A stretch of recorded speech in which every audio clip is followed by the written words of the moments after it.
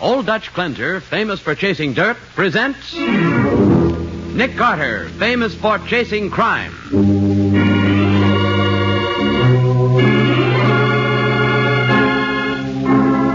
Every week at this time, two great names are joined as Old Dutch Cleanser brings you one of the most resourceful and daring characters in all detective fiction, Nick Carter, Master Detective.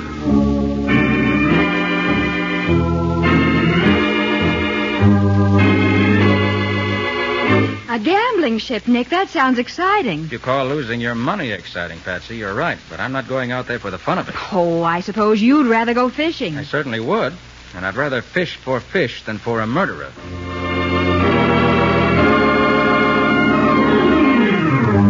Now for the case of the missing piano player. Today's thrilling Nick Carter adventure, brought to you by Old Dutch Cleanser.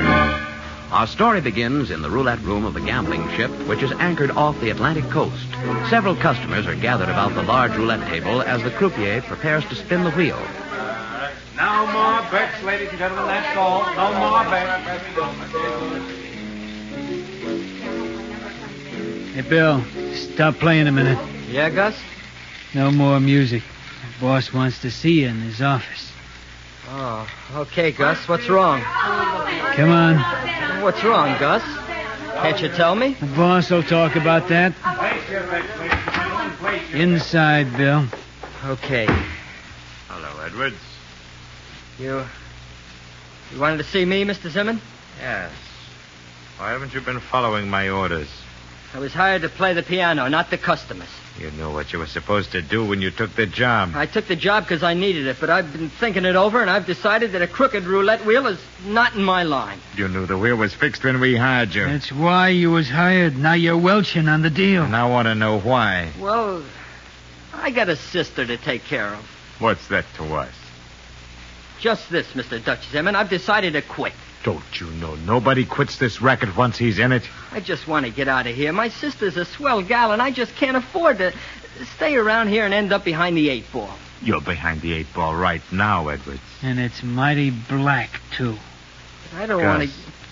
Take care of things. Sure, boss. Sure.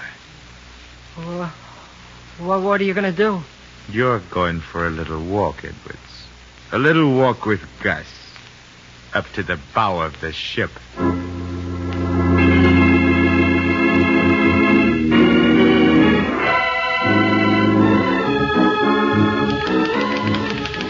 Patsy, Yes, Nick.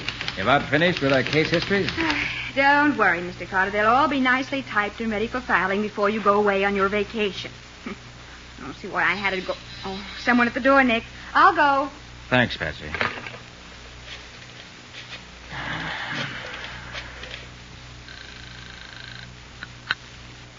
Homicide, Sergeant Matheson. Oh, hello, Matty. Oh, hiya, Nick. What cooks? Me, I'm off for a vacation, fishing. Yeah? Just called to say that Patsy will know where I am if anything develops that requires my attention. It won't. Where you going? Sandy Point.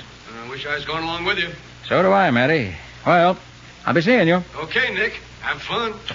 Nick, this is Mr. John Reardon. How do you do, Mr. Reardon? Sit down. Thank you, Mr. Carter. Mr. Reardon has a problem, Nick. I told him you were just about to go away, but he's very anxious to talk to you about one of your pet hates, gambling. Oh, is that so? Well, just what's your difficulty, Mr. Reardon?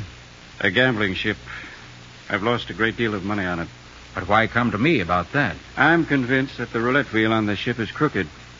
If I can prove it, that is, if I can get you to prove it, I may be able to get back some of my losses. Sorry I can't help you, Mr. Reardon, but I'm off on a fishing trip. Mr. Reardon, if you're convinced that this gambling ship is crooked, why don't you go to the police? Well, in the first place, I can't afford the publicity, and in the second place, the police would merely raid the ship and shut it down, and I'd have no chance to get back my losses. Oh. Mr. Carter. Yes? I've heard about your big hobby, your downtown boys club. Well? If you'll look into this matter for me, I'm prepared to make a very substantial donation to your boys club. What? Oh, Nick, that would be wonderful. Yeah. Where is this gambling ship? Anchored off the coast, reached by launch from the town of Thompson's Cove. Thompson's Cove? Why, that's only a few miles from Sandy Point, where I'm going for my week of fishing. Well, then... Tell you what I'll do, Mr. Reardon. I'll take a look at this gambling ship. If I find anything, I'll take your case. I can't ask for any more than that. But Just why do you think this gambling ship isn't on the level? Mr. Carter, I'm convinced the roulette wheel is fixed. Trouble is, I don't know just how it's done. That kind of evidence isn't very satisfactory in a courtroom. Well, if we can just find out how it's done, I can confront the gambling syndicate with the facts and... Get back your money and close up the ship. That's it. Well, Mr. Reardon, I'll take a run out there and have a look. Suggest you meet me at the hotel at Thompson's Cove in a couple of days, and I'll give you my decision. I'll do that, Mr. Carter. And I'm grateful to you. Well, don't be grateful yet. Good day, Mr. Reardon. Good day, Mr. Carter. Miss Bowen? Goodbye, Mr. Reardon. Well, Patsy, you better hurry up and finish those case histories. Oh, Nick, why do I have... I'll need you with me when I go out to that gambling ship tomorrow night. Well, why didn't you say so? That's different.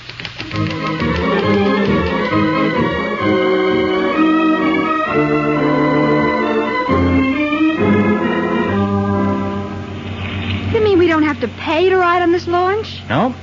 The gambling ship provides free transportation to its guests. Oh. Hey, there are some prosperous-looking people on board, Nick. They have to be to play roulette. Nick? Hmm? You see that young girl over by the rail? She can't be over 18.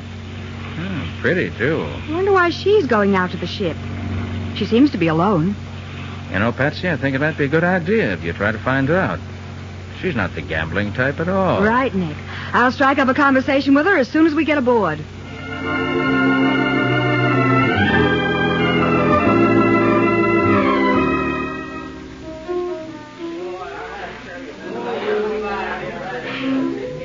Nick, I want you to meet Miss Edwards, Mr. Carter. How do you do, Mr. Carter? Delighted to meet you, Miss Edwards. I noticed you coming out on the launch. Well, it's always flattering to be noticed by a pretty girl. Thank you.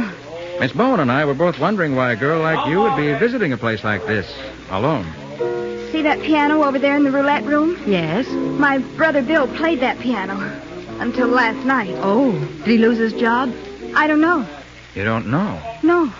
All I know is he didn't come home last night. You see, we live together in Thompson's Cove. I have a job there. And you've come out here to find out what happened to your brother? If I can, Mr. Carter. I'm terribly worried. Well, possibly I can be of some assistance. Oh, if you only could. I think the first step in that direction is the present piano player. I'll go over and have a chat with him. No more bets. No more bets.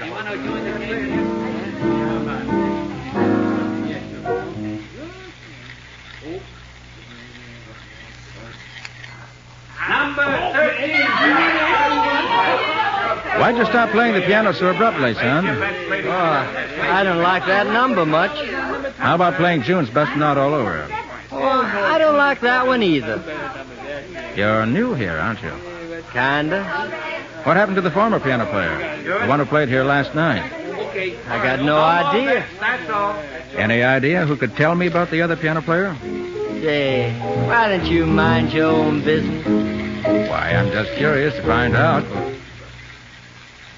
Why do you stop right in the middle of a tune? Listen, Nosy, you come out here to gamble or talk to me? I like to see what Mr. Carter. Yes, who are you? Never mind. But you know my name. Sure, so does the boss. Matter of fact, the boss wants to see you in his office right away. I'll be delighted to meet the boss.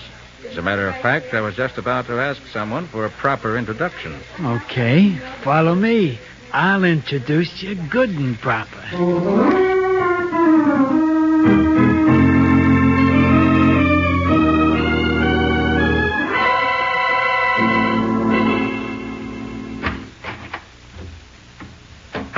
Here's Mr. Carter, boss. Hello, Nick Carter. How do you do? Don't believe I've had the pleasure. Simmons the name. Dutch Simmons. Glad to know you. And your friend here? My name's Gus. Gus Jones. Well, gentlemen, now that we're acquainted... Quarter, I want to know what you're doing on this ship. Isn't my money as good as any other sucker's? I don't like that crack, Carter. This is an honest ship. I never heard of a gambling ship that was honest. How would you know whether or not we're honest? You haven't been gambling. We spotted you the minute you got aboard. And we know you're a private eye giving us the once-over. Who are you working for? Why, you should know that it's unethical for me to divulge the name of a client. That's a laugh. A private dick talking about ethics. Some of us are on the level. And by the way, who are your two girlfriends? One is my assistant, Miss Bowen. And the other is a Miss Ethel Edwards, whose brother played the piano in your roulette room. Until last night. Oh, yeah. Bill Edwards. Nice kid. What happened to him? How should I know? He didn't go home last night. Strange, a youngster should just vanish. So you're working for the kid's sister? Could be. Well, you're entirely too inquisitive, Mr. Carter. And if I ever see you on the ship again, maybe you'll vanish, too. Tough, aren't you? Tough enough to handle you. Gus, Yeah, boss. take Carter and his assistant and his new girlfriend to the next launch. Okay. And see that they get back to shore.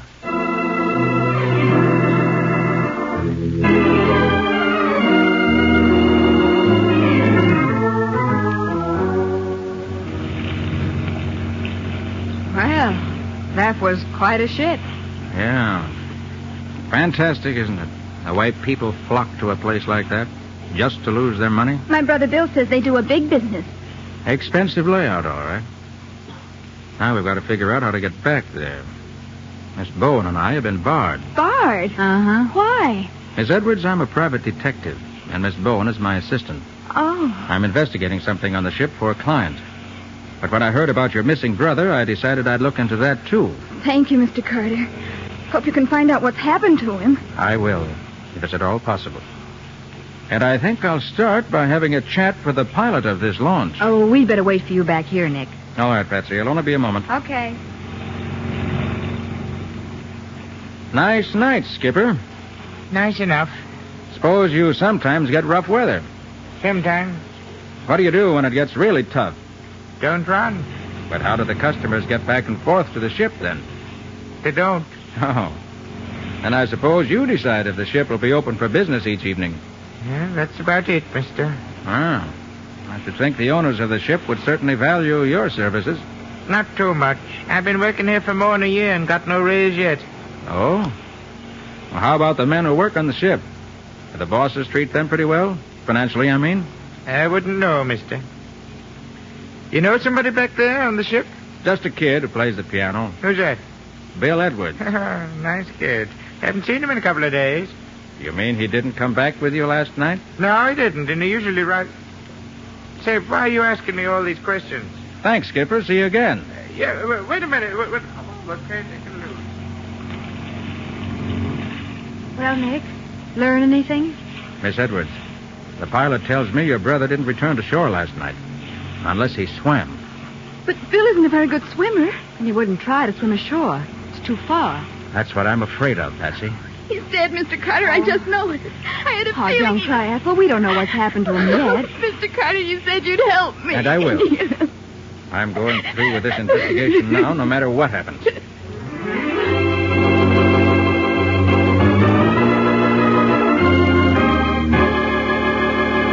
So, a casual look into a possible gambling swindle on Nick's part suddenly turns into a murder investigation. Or is it murder? We'll see in just a moment.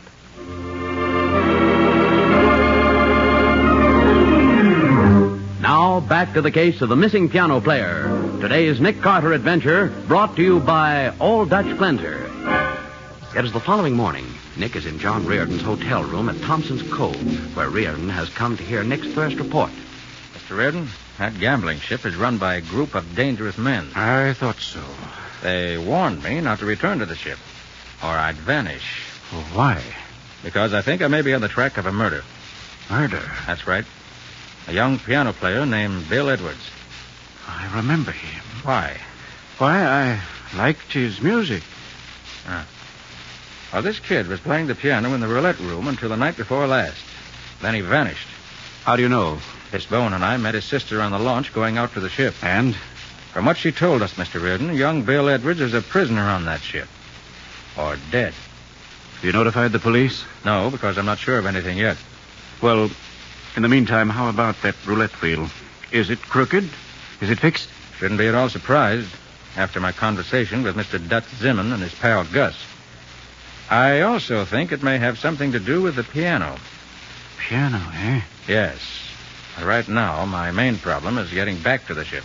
And how do you intend to do that? I've decided to take your case. Good, very good. But I'm afraid it's going to cost you some extra money for a bribe. How much? Possibly 500, possibly 1,000. That's nothing compared to what I've lost out there. Agreed. Thanks for the vote of confidence. Your call, please? Thompson's Cove, 7386, extension 8. 7386, extension 8. Right. One moment, please. What are you doing, Carter? Calling the ship. Phone number was on the guest card I got from this hotel. The extension I recall from Mr. Dutch Zimmern's phone in his office. Hello? Hello? Is Gus there? This is Gus. Who's this? This is Nick Carter. Nick Carter. What the... Gus, how'd you like to pick up an extra $500? For what? Thought that for $500 you'd see that I got back on that ship. That's a tough thing to arrange, Carter. The boss don't like you. I can't guarantee what'd happen. All right. How about 1,000? Okay. It's a deal.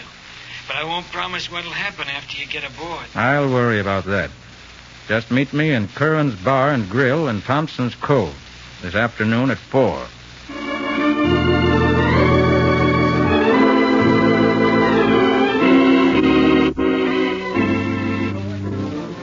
Have another drink, Gus?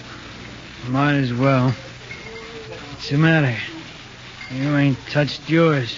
I will later. Waiter, Yeah, another of the same. yeah, coming up. This booze sure tastes funny. Just your imagination. Gus, what do you know about Bill Edwards? Nice kid. Good piano player, too. It's too bad. What happened to him? He disappeared. Where? Isn't he somewhere on the ship? Here you are, mister. Oh, Here. thanks, waiter. Right. Well, Gus, drink hearty. Yeah, sure. What happened to Bill Edwards, Gus? Bill Edwards, Yes, where is he? he's dead. Where? Got funny tasting booze in this joint. How did Bill Edwards die, Gus? Where's his body? There was an old anchor on the bow of the ship. Been there for years. Ain't there now. We had to use it. Yeah, we used it. So that's the answer. Huh? Thank you, Gus. You've helped a lot.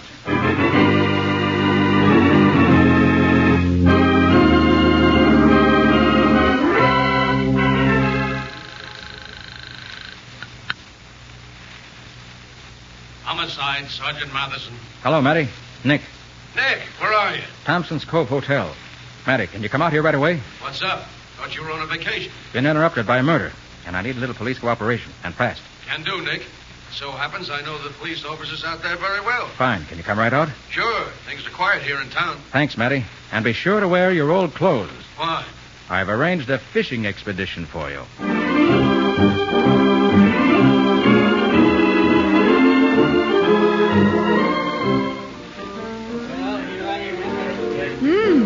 Big crowd here tonight, Nick. Yes, but it's amazing the way people like to get rid of money.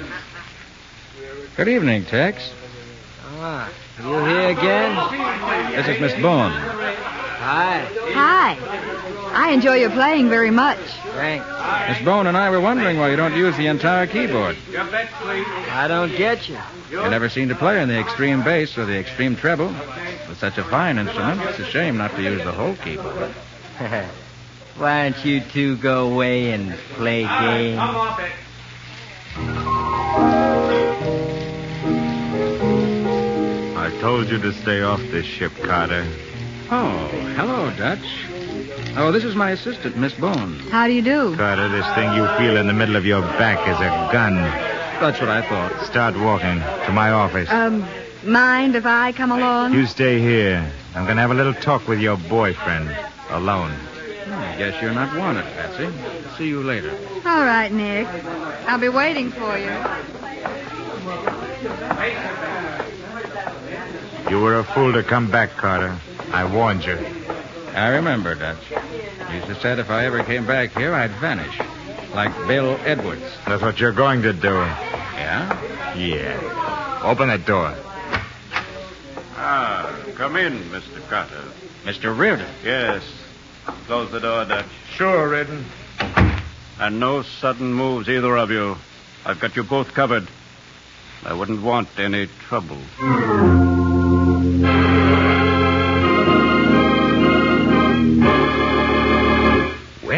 that is certainly an unexpected turn of events. We'll see what happens next in just a moment.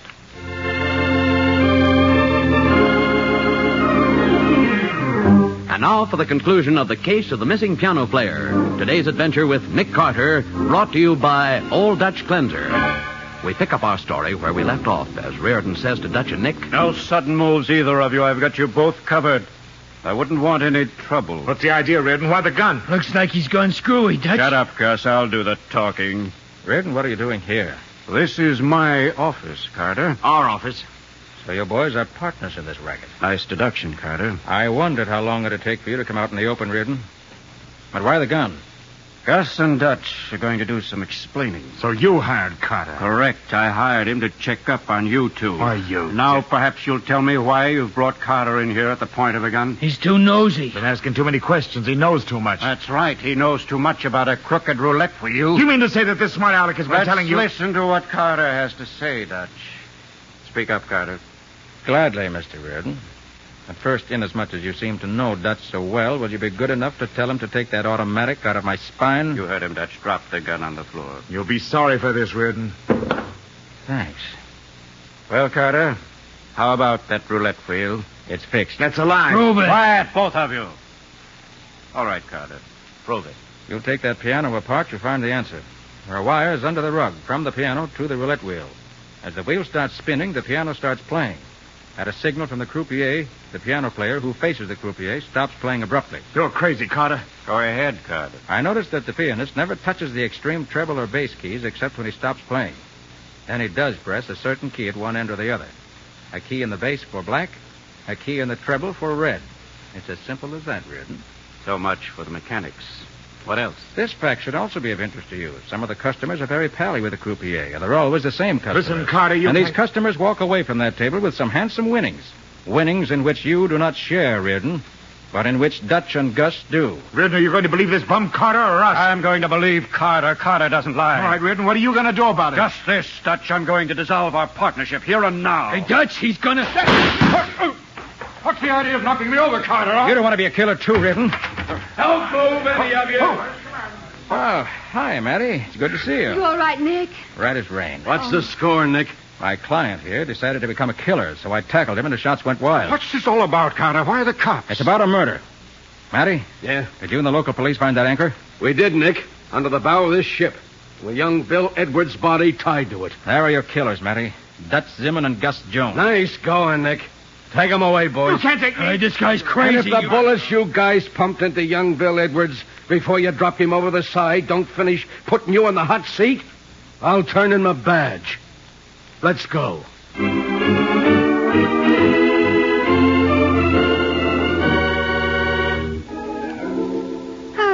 Well, Nick, another case history to type. Just as I had everything in the office cleaned up and ready for filing. I'll give you something to do while I catch some fish. Oh, you.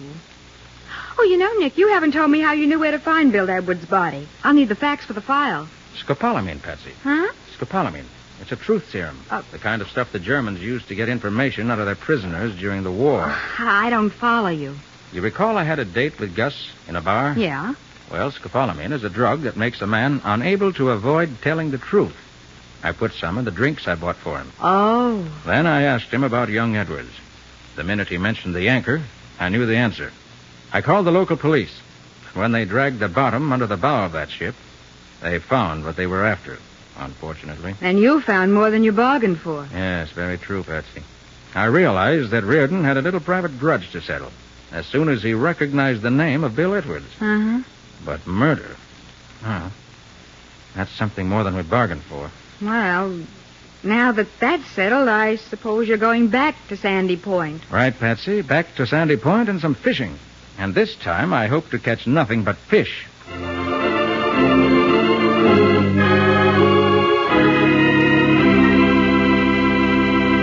Well, Nick, can you give us a hint or two on the adventure that Old Dutch Cleanser's going to bring us next week? Certainly can, Bob. It started out with a dish of macaroni in a one-arm lunchroom. A dish which contained more than macaroni, I might add. And which led us into strange and devious paths. First, we landed in an unused heating furnace. Then a trash can on the corner. Wait a minute. What were you looking for? A small metal capsule that was worth a fortune. And that turned into a miniature bomb at the end. It certainly sounds unusual.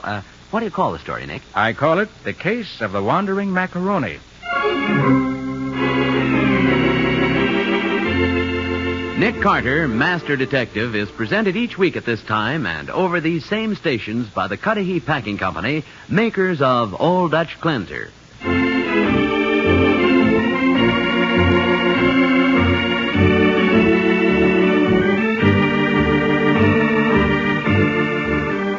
Nick Carter, Master Detective, produced and directed by Jock McGregor, is copyrighted by Street and Smith Publications, Incorporated. Lon Clark is starred as Nick, with Charlotte Manson featured as Patsy. Mattie is played by Ed Latimer. Today's script was written by Bryce Disk, Jr. Original music is played by George Wright. This program is fictional, and any resemblance to actual persons living or dead is purely coincidental. This is Bob Martin saying, when minutes count, use Old Dutch Cleanser.